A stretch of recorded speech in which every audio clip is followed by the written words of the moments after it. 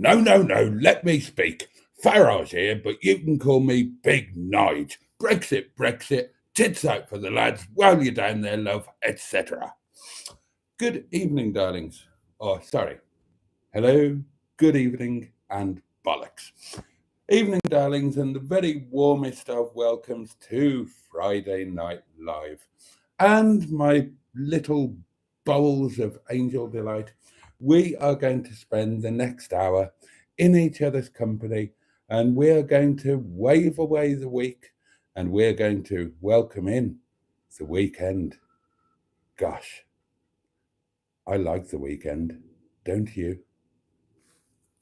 So, I would love to know what sort of day you've had. We would all love to know just what you've been eating. Oh, and if there's anything else you'd like to share with the community, please do. This is an open forum. It is an equal forum. Each of you are as entitled as any other to take hold of the community and guide them firmly in any direction that you would like us to go. Do not lead, for I may not follow. Do not follow, for I may not lead. Do not walk beside me either. Just bugger off and leave me in peace. How we doing, darlings? Right then, before I have a slurp of my wine and waddle nakedly into your comments, which I must remind you are the meat and vegetables of tonight's margarita pizza. I am going to ask you one simple question, which you may answer, ignore, or whatever you want to do. How are you doing today? I'm not so bad. Thanks for asking. Thanks for caring. Right, cheers, darlings. Your very good health. Bottoms up yours, and above all, I urge you, get stuffed. I still find that funny. Sorry, hashtag not sorry. Hashtag don't use hashtags. Hashtag you're too old to use a hashtag.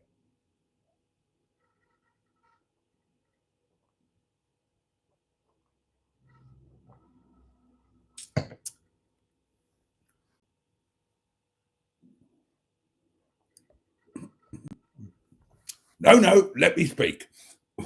Go away, Nigel. Stay cold is our first cab off the rank tonight. Sorry for being crazy in the chat recently, Boaty. Just wanted to cheer you up, and I appreciate it. We don't mind a bit of craziness, do we? Any chance of making me a mod? I'm good with trolls. Oh, I spelled dolls wrong. Mod? I thought you were a rocker, says Peter P. Good evening, Peter P.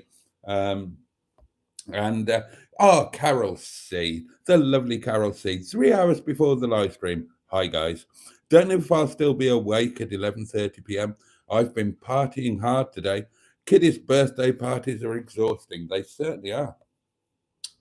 They certainly are. I'm off to watch the new video that's dropped this evening. See you later. Maybe.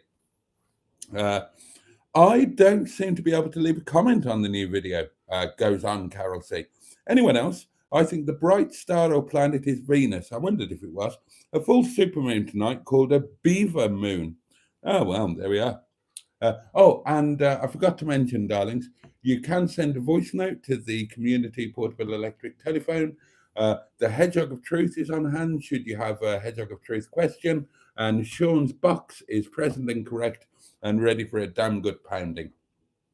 Steve's been watching Tasty Classics for 2 hours. That I've not come across that one. Good evening to the Honourable Sherpa and his lodger. Good evening, Peter P. Always a joy. Yeah, I'm all right, Boaty, asks Lord Stifferblip, and I am. Good evening to you. Black Lions is here. Tonight I had the misfortune of being stuck in a hotel lobby listening to two blokes bragging about their wins in some board game. They were chestnuts boasting in an open foyer. Oh dear. The M11 is here. Good evening all, says Emma. I'm knackered again, so not sure how long I'll last. The stressful times are ongoing. Oh dear. Hope all are well. Diane Sturdy joined us. Good evening, lovely people, and a jolly good evening to you. Andrew Buttigieg heaved into view and welcomed everybody by name, as he always does, bless him. People are saying hello to the hedgehog. Oh, Chef Daniel is with us. Chef Daniel, evening all. Good evening to you, sir. Matron's here. The Greenwood, of course. Evening all. And there are hellos flying forwards and backwards. It's cold, says Steve Kilg. It bloody is cold, and it's about to get colder. Right. Now the weather forecast that I listened to tonight said that there could be snow on Sunday or Monday in parts of the north. And basically, when they say that there could be snow in parts of the north, they mean there will be snow at Windy Bottom. So I'm bracing myself for the first snow of the season, darlings. I've got a feeling I'm going to be seeing it in the next few days. Gorgeous hair, says the M11. Oh, thank you. Thank you. Good evening, folks, says Buddy Anon, and good evening to you. Peter P says Emma, and to think you were going to give him the snip. I'm cold, says Matron. I think I need to break with tradition and actually put some clothes on. Only because he wanted it, Peter, replies Emma. I prefer it long. Oh, well, there you are. There you are. I feel fantastic, Boaty, says Steve Colk. I'm glad. I preferred it long too, says Matron. Oh, you meant his hair. Tracy Cardiff is with us. I'm doing quite well, but rather tired, as I usually am on Fridays. Yes. Emma says, I preferred it phenomenal, Trace. That's a private joke, darlings. From the Mary Huff management secret chatty thing, which, oh God, I hope that never gets leaked to the public. We talk about some outrageous things in there, and I've had to stand up because I'm having a delayed onset winegasm, and it's a very, very intense one, and I'm enjoying it very much.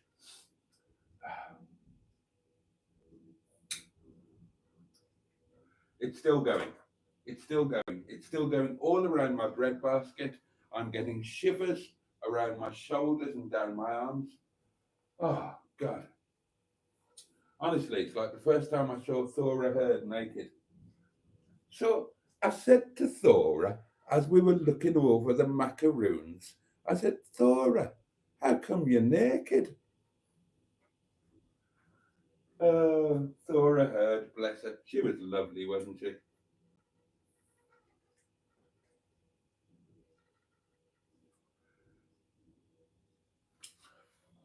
I can't remember. Do you remember open all hours? I'm sure that most, if not all of you do. Well, those of you in the UK anyway.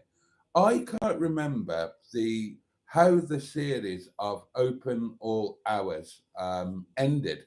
I don't recall ever seeing the last episode. Do any of you happen to know, did Arkwright ever actually get to podger Nurse Gladys Emanuel? One would like to think that he did. God knows he tried hard enough.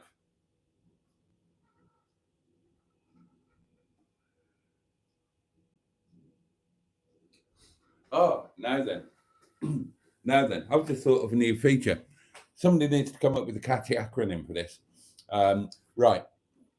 Um, television couples that you wouldn't want to watch in a porn film.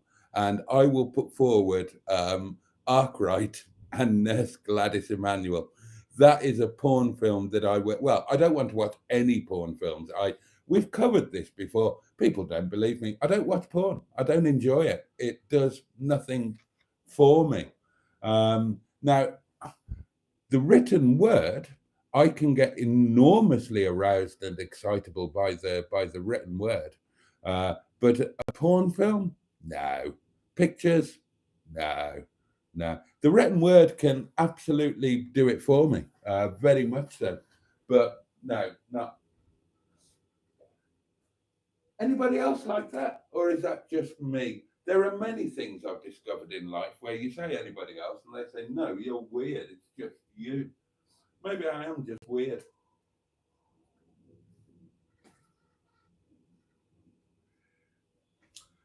But yeah, of the porn that so yeah, that's the feature. What was it? Fictional couples that you wouldn't want to see going at it. And oh God, can you imagine Arkwright turning off his brown shop coat and Nurse Gladys Emanuel hoiking up her.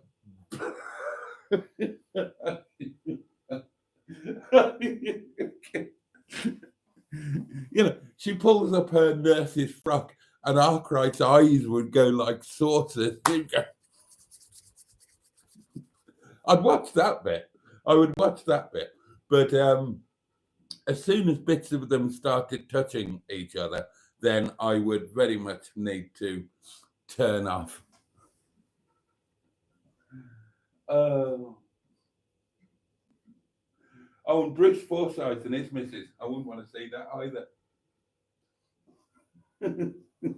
A little bit lower, love.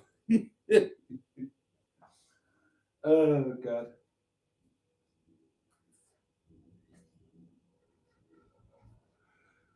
Oh, the things you think about on a Friday night, eh?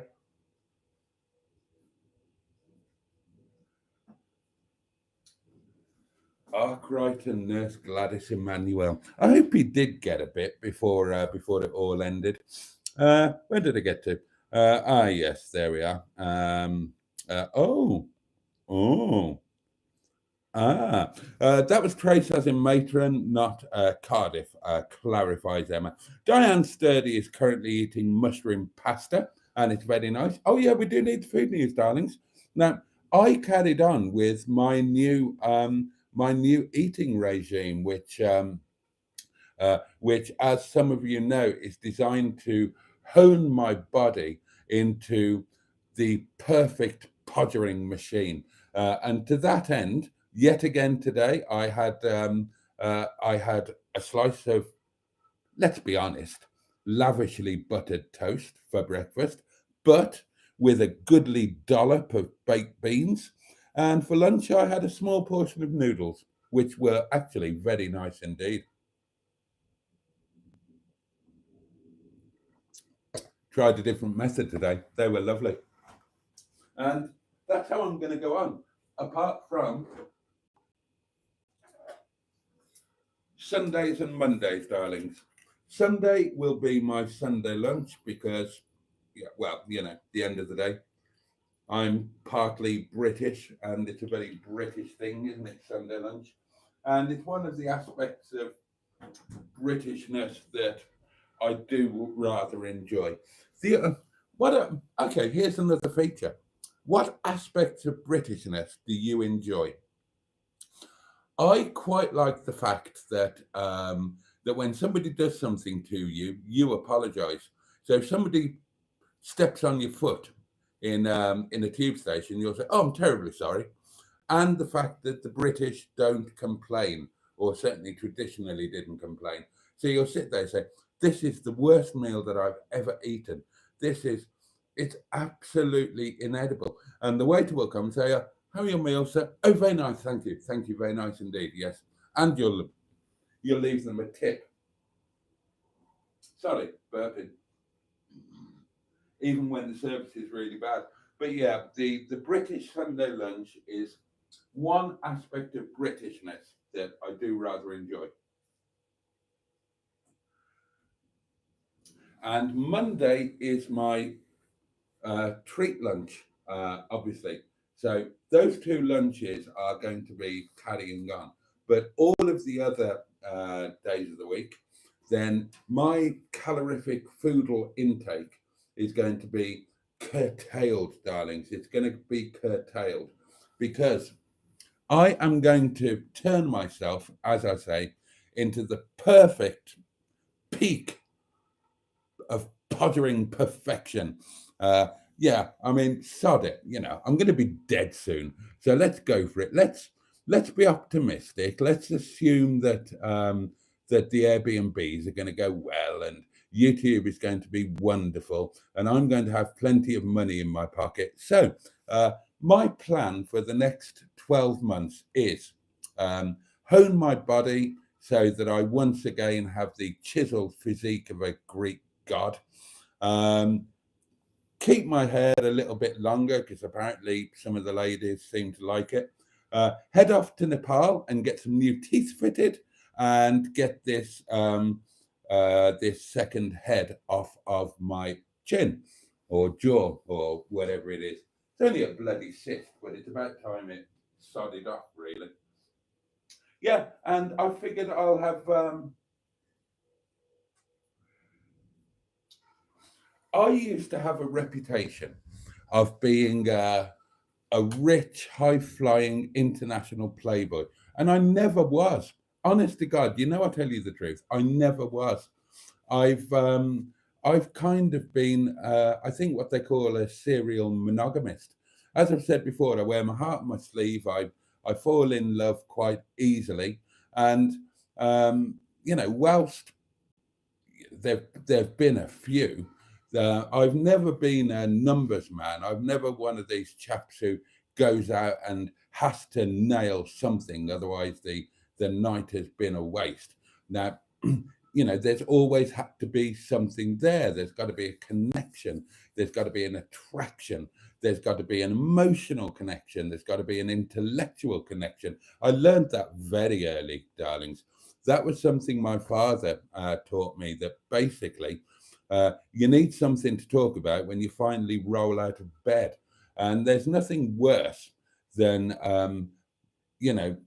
copping off with somebody who looks fantastic but can't string a sentence together, and you're bored senseless over your bacon sandwich in the aftermath.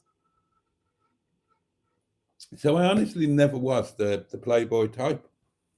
I've when I was younger, and when you're in your teens or whatever, and you fantasize about stuff, I used to fantasize about the Teddy, and I've told you all of this before, and I know I'm repeating myself, but I used to just fantasize about the Teddy and June stuff. That was all I ever wanted. I just wanted a lovely Teddy and June type relationship where, and that's still kind of what I crave, really. Having a sort of female best chum that you hang out with and spend time with and share hobbies and fun times with, and podger each other senseless on the odd occasion. So I thought that I'll dedicate the next 12 months to oh, hello, they're late. To having one last bash at things. Work hard, try and get a few quid together, sort out the physical imperfections that can be sorted out by cheating, as in paying money to get a bit of to get some improvements made. Sorry, I've got an itch just behind my right shoulder, and I have to assume this awkward position in order to get to it. And I might have one last bash at the old dating thing, before they cart me off to the old people's home. Just a last hurrah. And that could be rather fun, couldn't it? Especially if I film it, I might get views. Imagine filming a date. Ah, I've had some dates I would have loved to have filmed. If I'd have filmed that date with the sex therapist who drank herself senseless, the one who rugby tackled me when I was trying to leave the pub after she had terrified me by explaining in intricate detail what she expected me to do to her after taking her home, I thought, bugger that, I'm off. And that was the one who rugby tackled me in a crowded pub because I was trying to escape. Now, imagine if you had that on video, then you would have a viral hit on your hands, wouldn't you?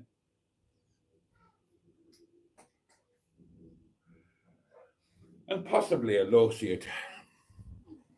Where was it? Were we talking about food? How did we get from food onto that? Anyway, Dan was having mushroom pasta and I had noodles. But God, how do I manage to go off on such a mad tangent just from somebody just telling me that they're eating mushroom pasta? I do apologize, darlings.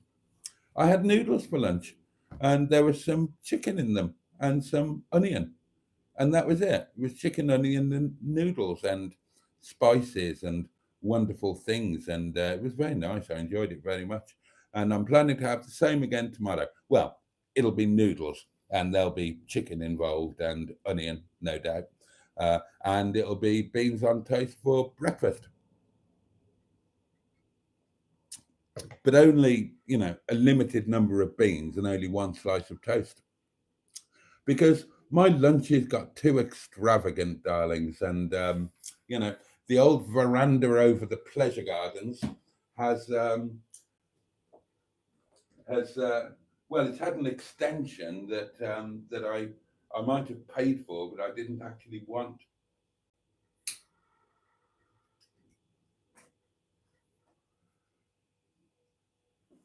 Maybe I'll have a bash at becoming president of the United States as well. He seems to do all right. Well, the president-elect, he seems to do all right, doesn't he?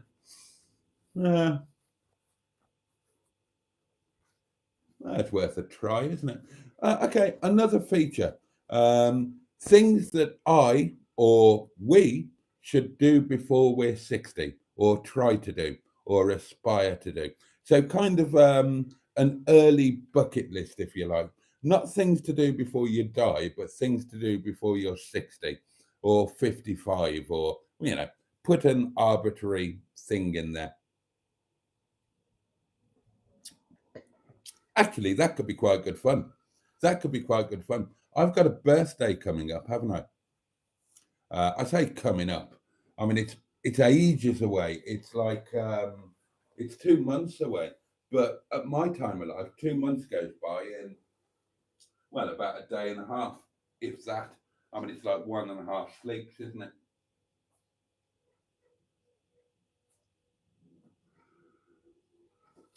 So, what about 55 is a nice number, isn't it? Now, I'm going to be 54 on the 14th of January. So, how about you guys, over the next couple of months, give me a list of challenges or things to do before I'm 55. So, things that I've got to try and do in the 12 months between turning 54 and turning 55. I won't go any further than 55 because, I'll probably have completely fallen apart by then. I'll probably have worked myself to death at the Airbnbs, and I'll probably be sitting dribbling in an old armchair in a corner of some residential home for the terminally poor. And but that could be fun. And we can make them shared challenges as well. If I've got to try and do them, so should you. And we'll all film them or something like that.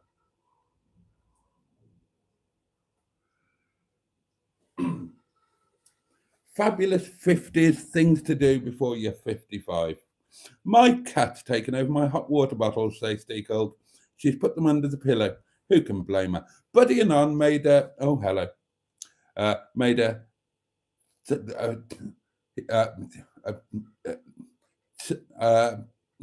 tzatziki dip From scratch to go with tandoori chicken for my dinner tonight. Right. Boaty is standing up and hiding because he is fluffing. You heard it here first, says matron. Right. If fluffing is some kind of slang term for fiddling about with your tinkle, then I never touched it.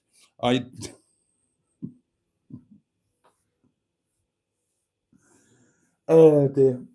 At this time in the evening, I would have no reason to fiddle about with my tinkle because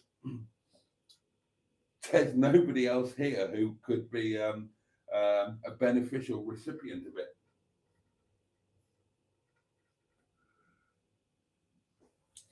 And in the mornings, then there would be absolutely no need because the wretched thing is hyperactive in the mornings.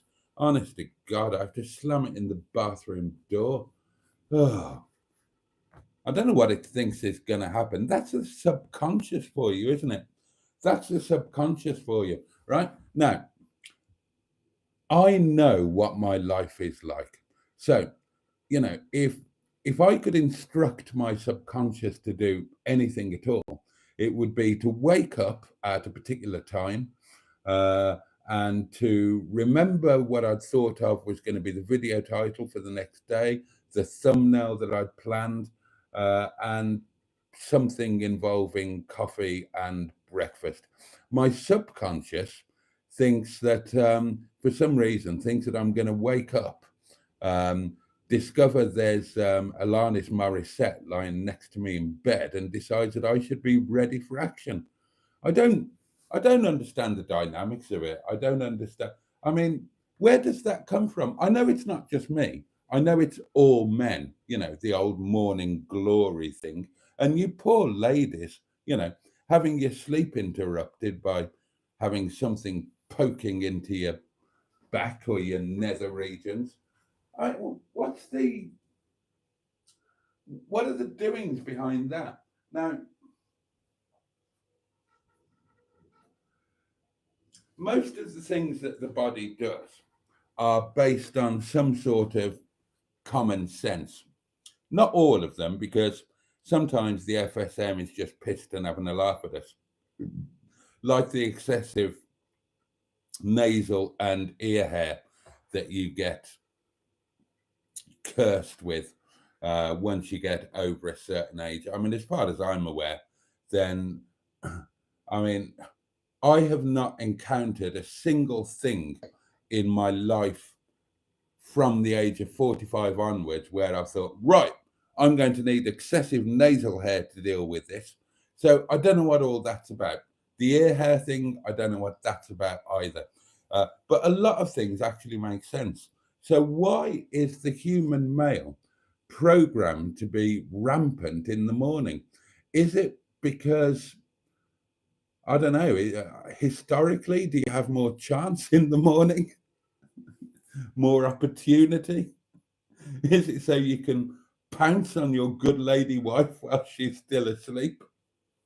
Which, you mustn't do unless you've had permission in writing in triplicate prior to it.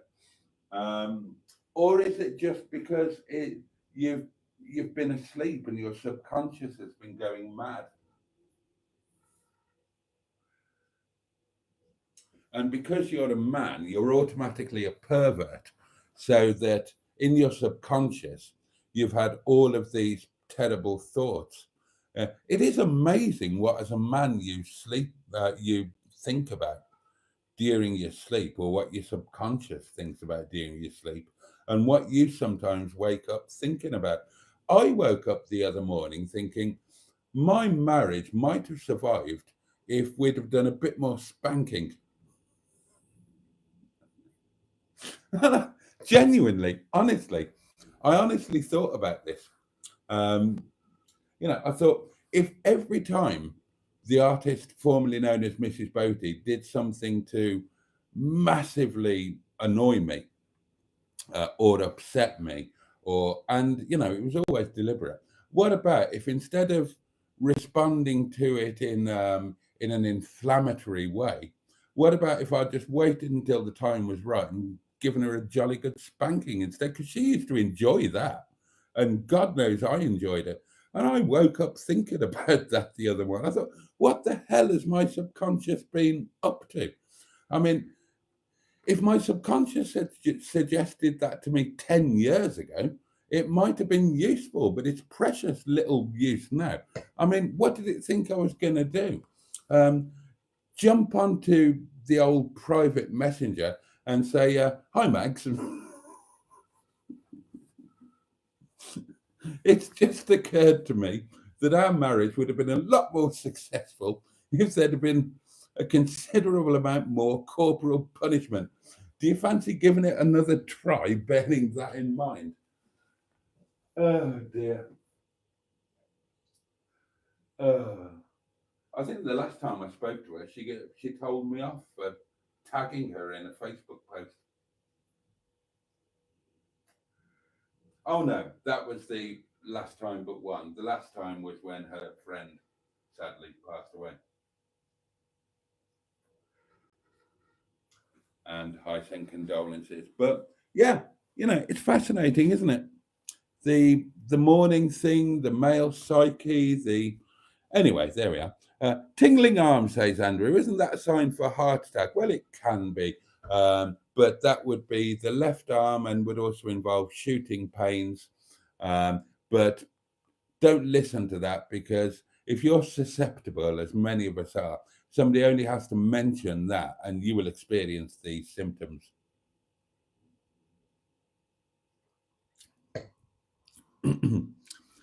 That was a terrible impersonation of Mustard talking about Thora Hurd's macaroons. Thank you, matron. Thank you very much. I'm good at terrible impersonations. I'm knackered, says Black Lion, struggling with my mind the last few weeks. It takes it out of you, this trying to remain positive malarkey. Bloody SAD every November without fail. Oh, God, well, obviously I feel that pain. We talked about it, didn't we, in a video, or I did. Well, no, we talked about it. We talked about it in the old comments, didn't we? Yeah, it can be difficult. I'm going to take some advice. If it snows, I checked out my wardrobe today. And by wardrobe, I don't actually mean wardrobe. I've got a walk-in wardrobe thing in the boudoir. In fact, there's one in the guest cupboard as well. There are walk-in wardrobe-y thingies in every bedroom in Windy Bum. And I woke up the other morning and thought, I'm sure I've got a pair of boots somewhere. Again, the subconscious. I don't know what it thought I was going to do with the boots. And I went and checked, and sure enough, right at the back of the wardrobe, I've got a pair of boots, barely worn. Now, they're kind of work boots, really, steel toe-capped jobs. They're not walkie-walkie boots or Gore-Tex boots or anything like that. But they would be suitable for snow. So if it snows, then I am going to take your advice and I'm going to grasp it. I'm going to put some clothes on, put my boots on, go out and walk in it and film in it and try and glory in Mother Nature, rather than just sitting here thinking, fuck, I wish it was April. The pottering narrator for me, says Deacle, would be Alf Garnett. They did a new series where Granville was in charge. It wasn't so good. I saw about 5 minutes of that, and I agree, it was bloody awful. Open All Hours, or Alna Auki, was shown in Finland, says Peter P. I liked it. Nurse Gladys would be wonderful to watch in a porn, says Matron. She's very lusty.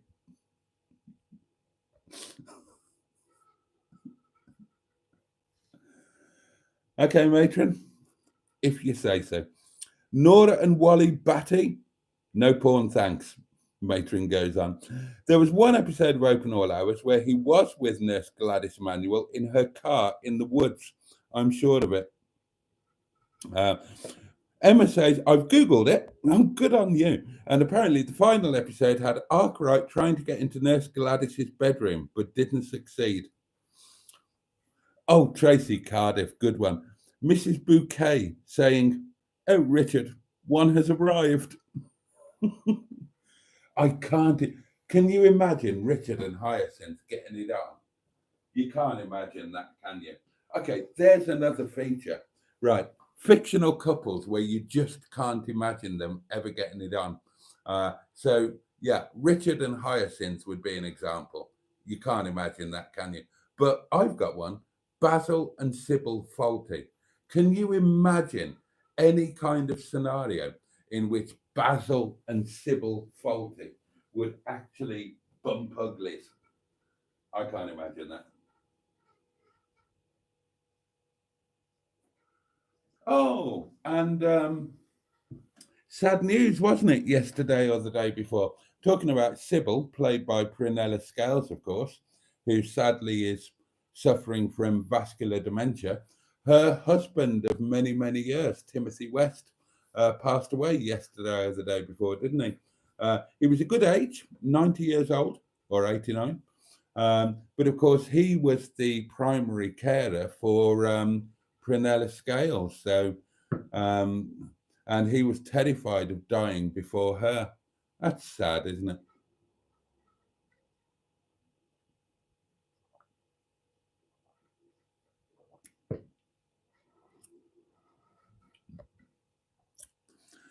Bruce Forsyth with anyone I would have hated to see, says Matron. One foot in the grave, I really don't believe it. Just left China show, says 69. I'm addicted to live chats. I thought they had to be fictional, says Emma, but if not, then Paul Daniels and Debbie McGee. I loved watching Open All Hours, says Buddy and I seem to remember that Arkwright did podger nurse Gladys Emmanuel. Yep, that's another couple who I would never watch at it. The Meldrews, says Matron. But fair play to the Meldrews. Now, that is one where I did watch the final episodes. Many years ago, but I still have somewhere. I've still got DVD somewhere in the house. Excuse me. Obviously, I've not got a device to watch them on anymore. But I thought, well, I don't want to throw them away. They're, cost a lot of money. So I've got the box set of every episode of One Foot in the Grave. And at some point I watched them all and I'd never seen the final episodes before. And my God, who would have seen it ending like that? Spoiler alert, if you've not seen these, but you've had plenty of time. Victor Meldrew was killed in a hit and run accident by, I think she was drunk, a woman driver. And yeah, he was killed in a road traffic accident. And his wife, after he died, became really friendly with the woman who ran him over and killed her, poisoned her. And that was the ending of the series. Gosh. But yeah, I wouldn't have well actually I think I wouldn't have minded Victor having a go. Talking about the weather, is that a British thing? Absolutely it is, Tracy. Faulty Towers is British, R69? It most definitely is. Faulty Towers was called Pinkane Hussein Malatalo, says Peter P, which means Long John's Inn. All right, okay.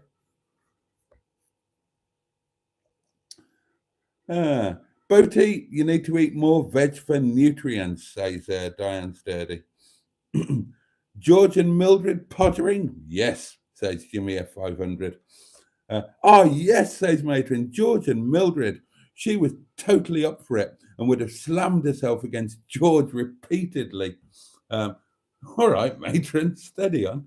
Boaty's got hair. Well, gel, says 69. Arthur and Olive, says Andrew Buttygig. Yeah, well, that's on the buses, of course.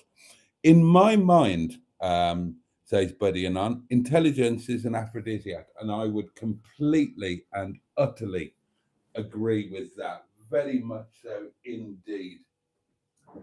Very much so.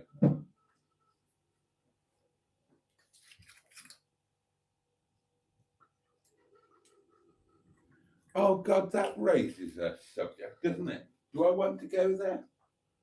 Do I want to go there?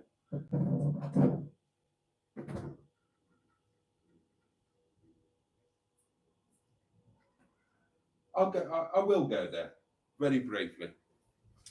Okay, right. This is going to be. Look, it's after midnight. It's at the weekend. This is a bit adult, so apologies if you're offended. But when it comes to somebody being good in bed, then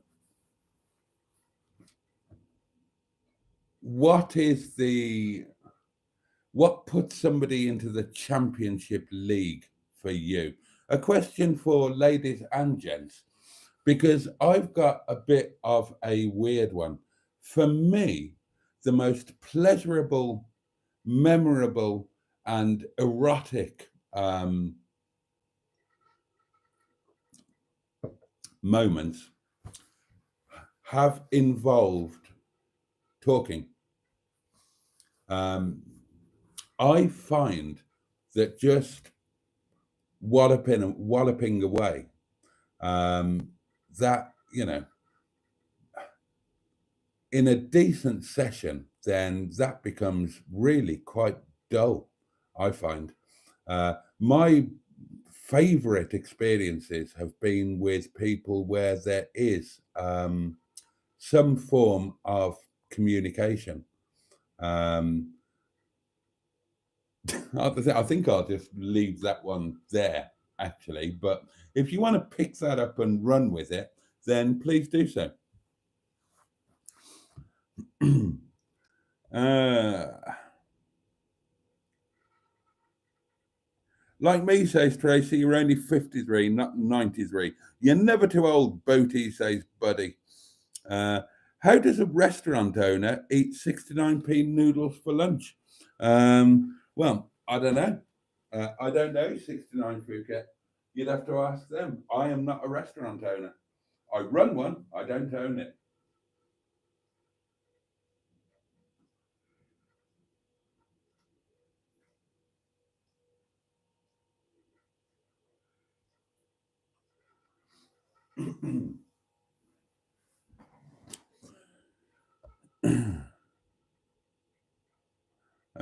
Where did I get to?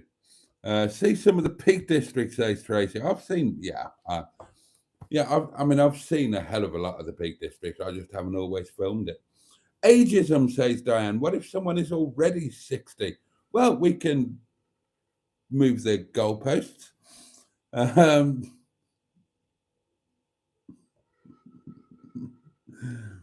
Roughly 60 odd quid to go in the box before Boaty's birthday. Podger that was Andrew. Podger the lodger, says Peter P. Oh, are these things to do before I'm 55? Oh God, right. Emma is suggesting that the thing to do before I'm 55 is Emma. And then she goes on to say, I would even let you film it. God. Oh dear, oh dear, oh dear. I think that dear. Hashtag before 55. Oh, I'm 55 and I want that.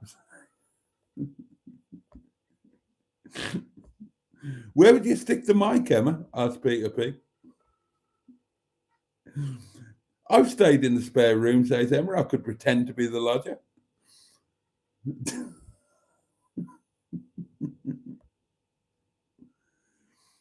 Oh dear. Oh, I can't read that 69. Oh, I'm not reading that either.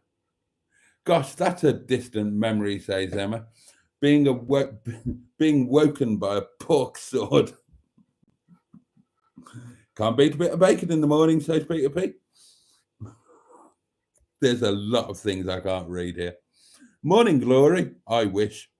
I can't read that.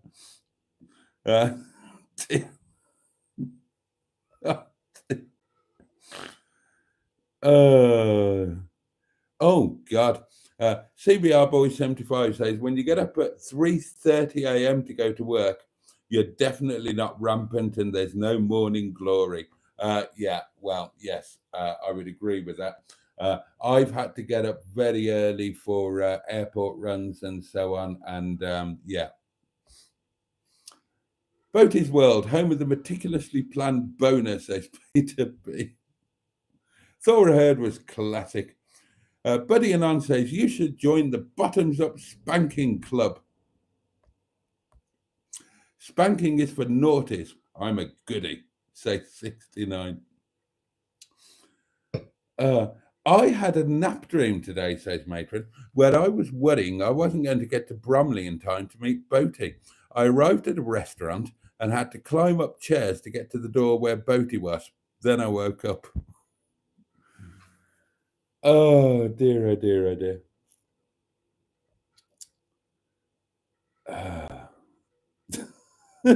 Oh, Pocahontas 100 joined us. Oh, jolly good. Rigsby and Miss Jones. Oh, they never got it on, did they? Rigsby. Miss Jones, Francis de la Tour, wasn't it? And Rigsby was, of course, the late, great Leonard Rossiter. Oh, Andrew, that doesn't sound good. That doesn't sound good. Oh, dear. News just in, says Ian Hully. Good evening. Boaty's got a weird one. Foreplay, including neck kissing, says Tracy Cardiff. I can't stand men who just want to get to the end bit quickly. Oh, Andrew, yeah, that really doesn't sound great, mate. We're all oh dear. We're all sending thoughts and oh God, Andrew, you've been through it lately, haven't you? You really have been through it. One thing and another thing and another thing. Hope you're keeping your head above water. It can't be easy. We're all here with you.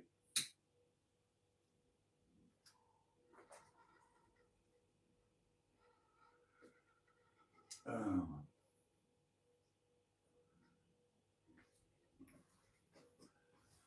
Sometimes things just seem to be so unfair, don't they? Unfair. The most exciting thing for me, says Emma, was to be stared at right into my eyes and speaking. Yeah, totally agree. Totally agree with that. That is immense. Absolutely immense. In fact, now that's just brought back a memory. Oh, goodness me. Is it hot in here? Yeah, because otherwise it can seem mechanical and it can seem impersonal. And there's nothing worse when you're doing the most personal thing in the world, but it's being done in an impersonal way. That's awful. Yeah, eye contact, communication, really intensely being utterly into each other.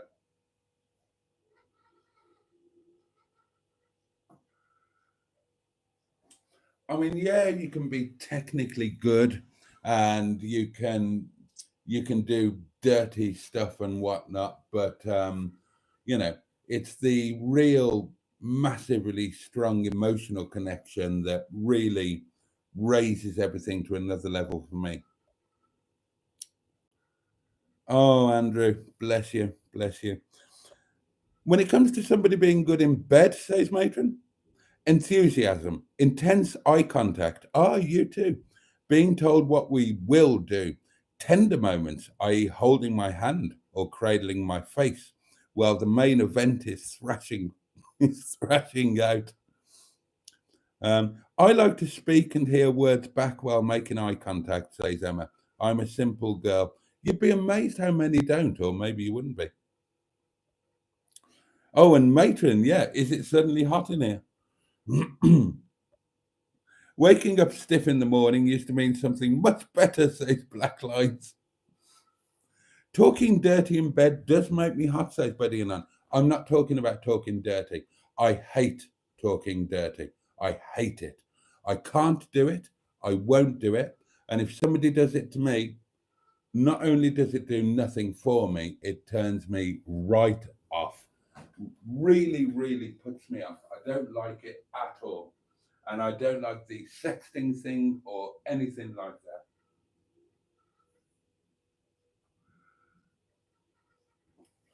I'm talking about a different kind of communication and, incredibly intense emotional connection. I mean, sex is sex, you know. I'm sure most of you will have had meaningless one night stands or whatever, where it was just about the physical act. And that's one thing, it's nice. Sure, it's nice. But when there's an emotional intensity and a real connection, that's what raises it to a completely different level.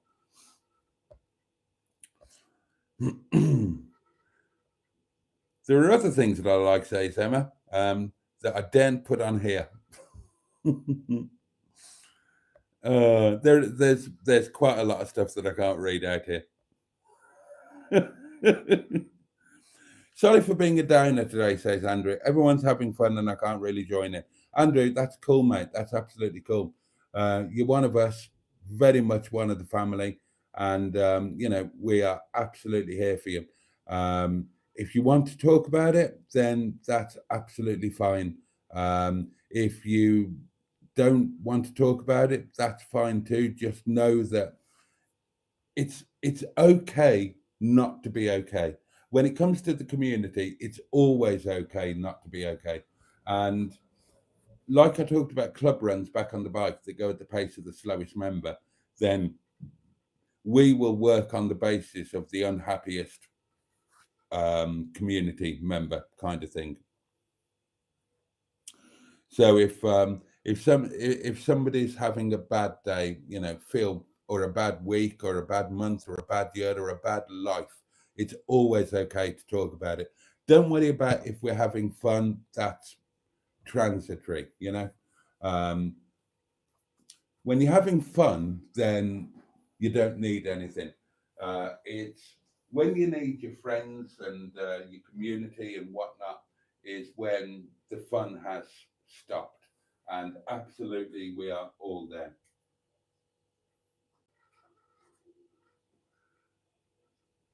And it's probably quite a good idea to kind of leave that conversation there at the moment, isn't it? I'll tell you what, I will pound the box. 60 more quid to go in before my birthday. I've kept it up. Oh, sorry. But I have kept it up, haven't I? Pound, box, gone. Oh, that fell onto the £5 note. It didn't fall onto the wood. That was a different sound. That's good.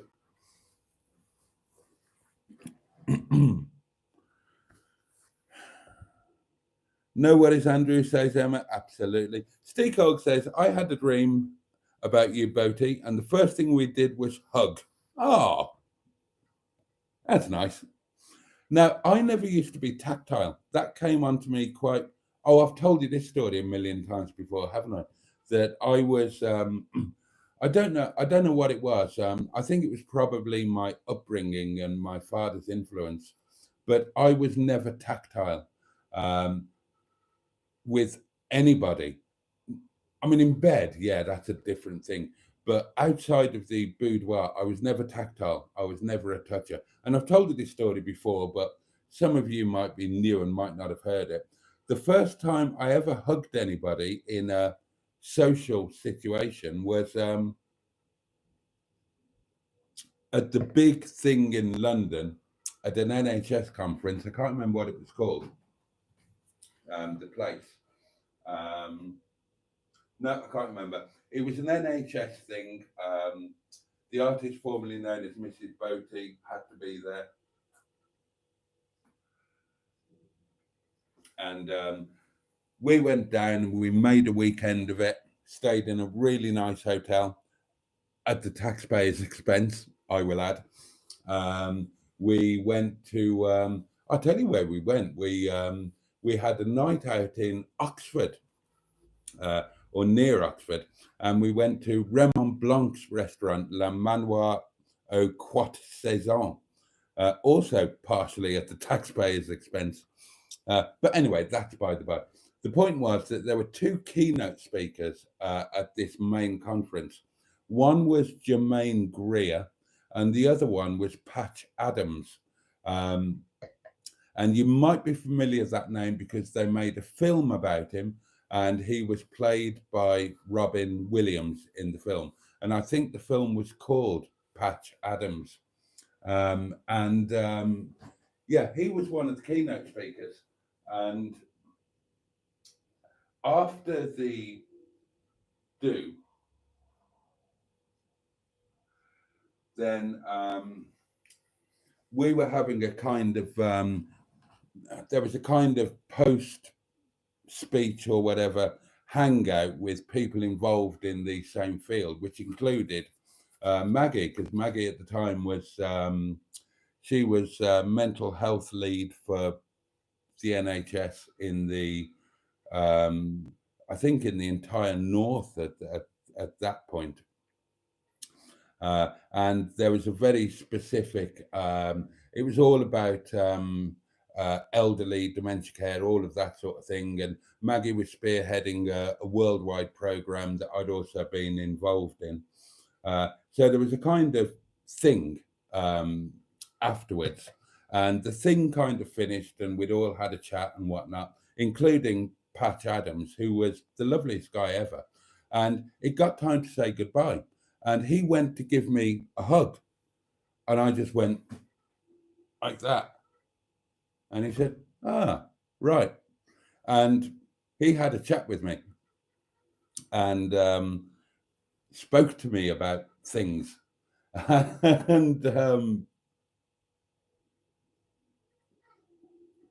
And he was absolutely right in absolutely everything. And after he and I had a half an hour heart to heart, then we said goodbye again, and this time we hugged, and that was the first time for me. I never hugged my father, and my father never hugged me.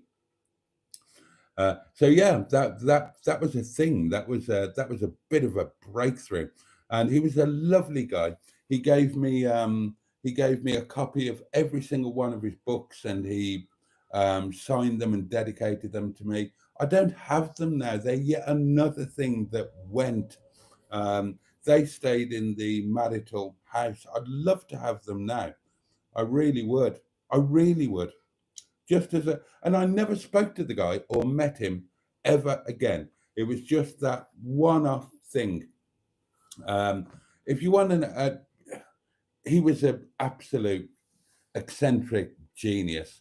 I mean, the film, which I hadn't seen the film before I met him, but I watched it afterwards.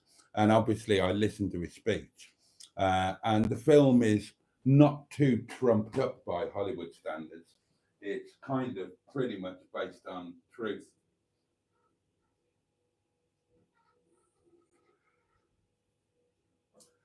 And after that, I did become, and I have become, a bit more tactile, both with, because it wasn't just a male thing, it wasn't a homophobia thing or anything like that. I was the same with women as well. In an intimate situation, yeah, but in a social situation, I was not remotely tactile. I wasn't a hand holder with my partner. I wasn't a hugger with anybody. And that was the breakthrough thing for it. And I kind of changed, and now I love it. I'm a hugger. I'm absolutely a hugger, and I'm a hand holder. I started, Mrs. Boaty and we started holding hands after that. When I was with Boo, we always held hands. And now I can hug. I can hug. I am a hugger. I've hugged Mustard, Matron, Emma, Neil, Sophie, Alan, I think. You name them, I'll hug them. But that was it. That was the breakthrough moment. And I would have been,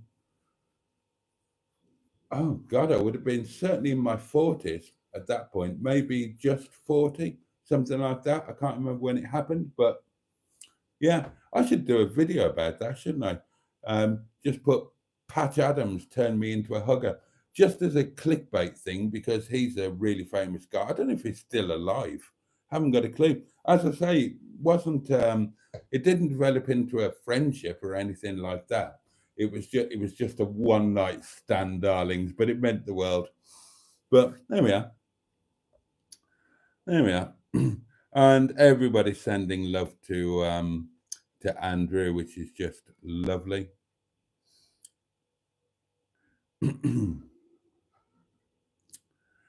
Oh, that's nice. Stephen S. Paul joined us and said, "Good evening, English people. Good evening to you."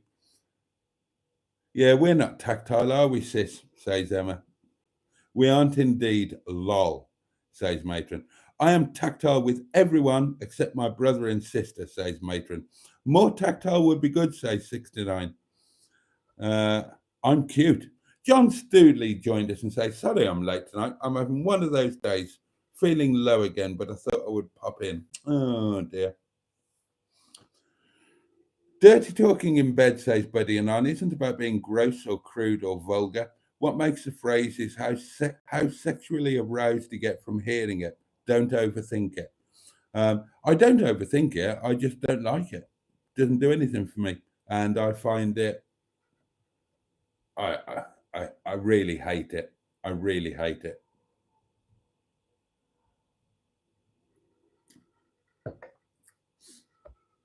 But each to their own.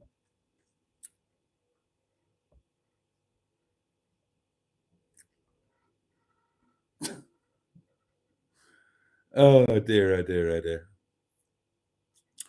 I do like hugging, says Matron. I almost knocked Mustard out when I was up there collecting the car.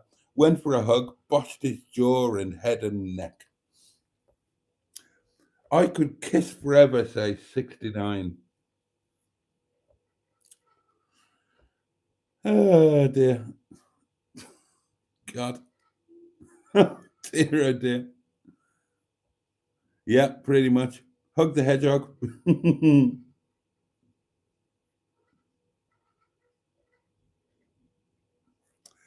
Oh, there we are. Right, I've reached the end of the comments, darlings, and it is pretty much the end of the live stream. It is midnight, isn't it? It's time that I went and got a shower, got into my night attire, ate some curry, retired for the evening, and I'm sure all of you wonderful people have got things to do as well. Special love tonight to Andrew and to John, who are going through it. So you know where we all are. Oh, and Emma, of course. Sorry, Emma, of course, as well. And let's hope that there's a little bit of a new world in the morning for those who need it. Thank you so much for your company tonight, as always. It's not just me that appreciates it. We all appreciate what we've got here. And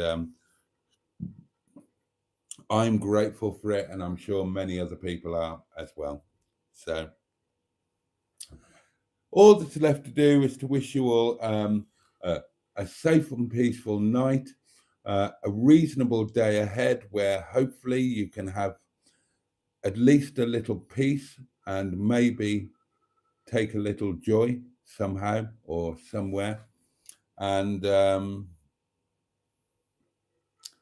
just take really good care of yourselves. Take care of those that you love and take care of those who love you. And just try and keep those heads above water. For those of you going through it, this too shall pass. And one day there really will be a new world in the morning. Okay, darlings, thank you again. The candle will be relit same time tomorrow night, same place, 11:30 here, Windy Bum. Have the best day that you possibly can. Thank you, much love, and on that note, pachoo, and indeed, bosh.